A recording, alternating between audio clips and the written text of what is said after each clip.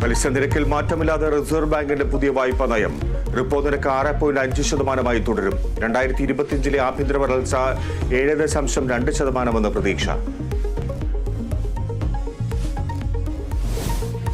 തൃശൂരിൽ LDFന് കരുവന്നൂർ വിഷയം തിരിച്ചടിയായെന്ന് CPI. തോൽവിയുടെ കാരണം വിശദമായി പരിശോധിക്കണമെന്ന് ജില്ലാ സെക്രട്ടറി KK വത്സരാജ്. കെ മുരളീധരന്റെ പരാജയത്തിൽ പോസ്റ്റർ പ്രതിഷേധം തുടരുന്നു. അനിലക്കര BJPയിൽ നിന്ന് പണം വാങ്ങിയെന്ന ആരോപണം.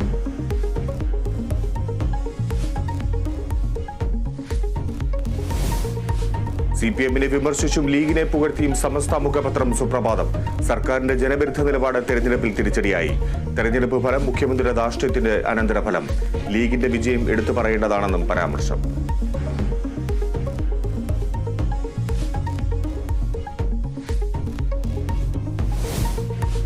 കണ്ണൂർ പാനൂരിൽ ഷാഫി പറമ്പിലെ റോഡ് ഷോയിൽ പങ്കെടുക്കുന്നതിന് വനിതാ ലീഗ് നേതാക്കൾക്ക് വിലക്ക്. വിജയാഘോഷത്തിൽ ആവേശം വേണ്ടെന്ന് നിർദ്ദേശം. ലീഗ് നേതാവിന്റെ ശബ്ദ സന്ദേശം പുറത്ത്.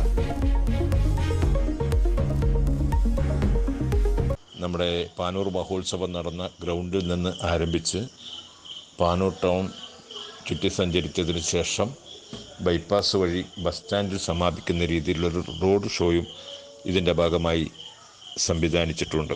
പ്രിയപ്പെട്ട സഹോദരിമാരോട് ഈ പരിപാടിയിൽ നിങ്ങളുടെ സാന്നിധ്യം ഉണ്ടാവണമെന്ന് അഭ്യർത്ഥിക്കുന്നു. എന്നാൽ ഈ റോഡ് ഷോയിലോ പ്രകടനത്തിലോ വനിതാ ലീഗിൻ്റെ പ്രവർത്തകന്മാർ പങ്കെടുക്കേണ്ടതില്ല.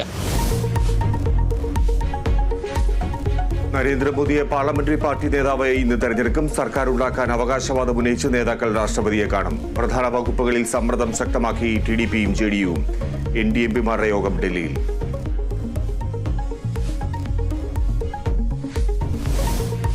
കോഴിക്കോട് ബാലുശ്ശേരിയിൽ മദ്യലഹരിയിൽ പോലീസുകാരന്റെ അസഭ്യവർഷം.